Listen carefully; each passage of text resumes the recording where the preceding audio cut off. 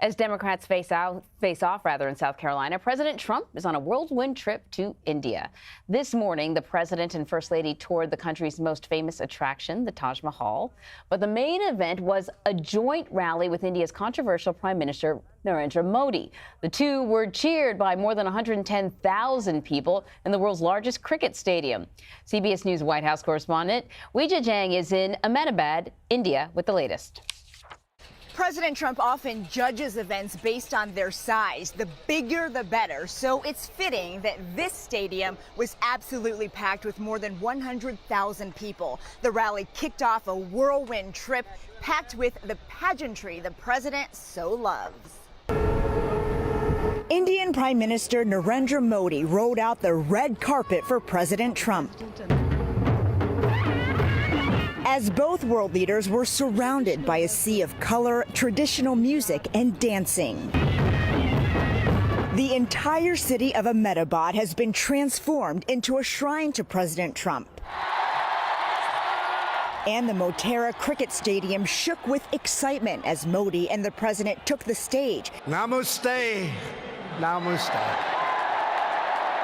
These men told us they traveled more than 7 hours by bus to hear President Trump speak. Are you hoping for a U.S.-India trade deal? Yes. Trade tensions between the U.S. and India have escalated since the president took office, but Mr. Trump issued this tentative promise. The Prime Minister and I can reach a fantastic deal, except that he's a very tough negotiator. Mr. Trump also announced India will buy $3 billion worth of U.S. military helicopters and got some of his loudest applause when he talked about killing ISIS leader Abu Bakr al-Baghdadi. The monster known as al-Baghdadi is dead. One lingering question is whether President Trump will weigh in on India's new immigration law that paves the path to citizenship for people who fled religious persecution, but excludes Muslims. He and Prime Minister Modi are scheduled to deliver joint remarks tomorrow. Anne-Marie? Weijia, thank you. CBS News White House correspondent Ben Tracy joins me now from New Delhi with more on this. So, Ben, why exactly did the president go to India?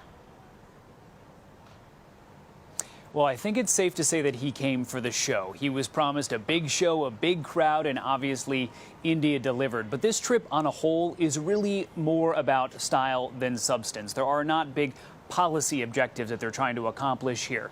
In fact, in the weeks really leading up to this visit, President Trump has talked a lot about how big the crowd would be, saying that there would be anywhere from 6 million, then he said 7 million. Then at a rally this last week, he said there might be 10 million people there. The crowds were big today because President Trump is very popular here, as is Prime Minister Modi, but the crowds were nothing approaching 10 million people. The locals estimated it was somewhere around a couple 100,000, which is still huge.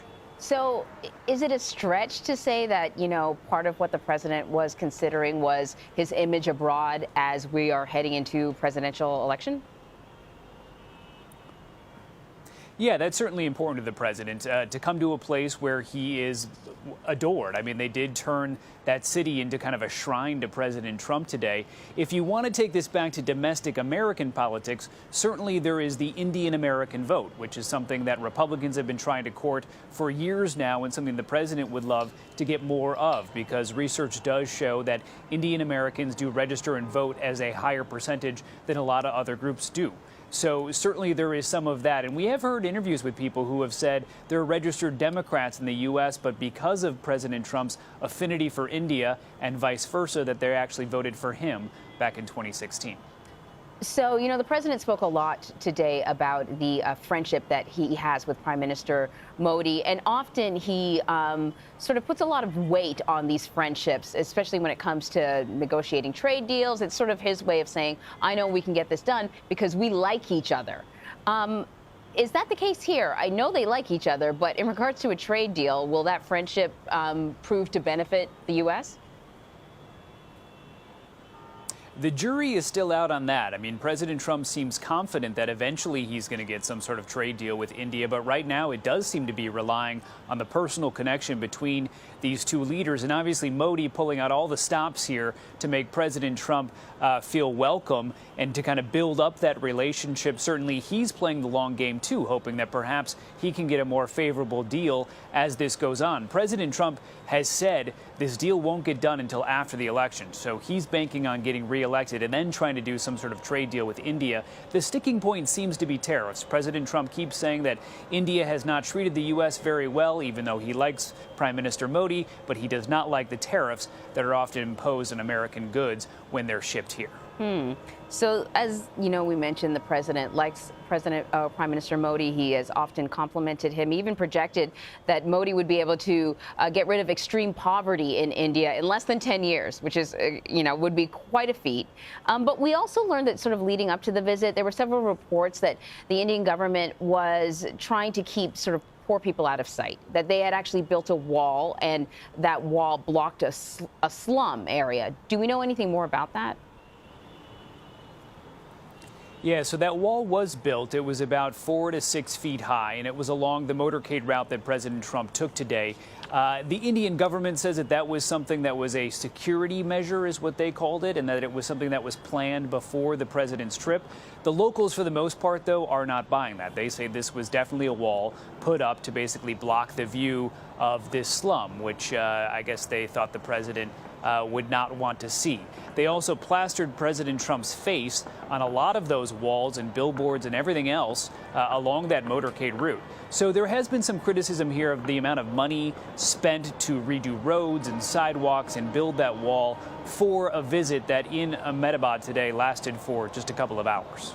Yeah, it's sort of a whirlwind trip for sure.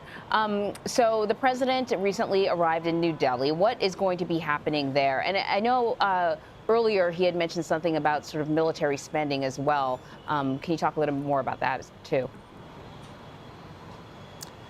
Sure. So the president and the first lady did just land here in New Delhi. They'll be on their way to the hotel for the night because it's getting late here.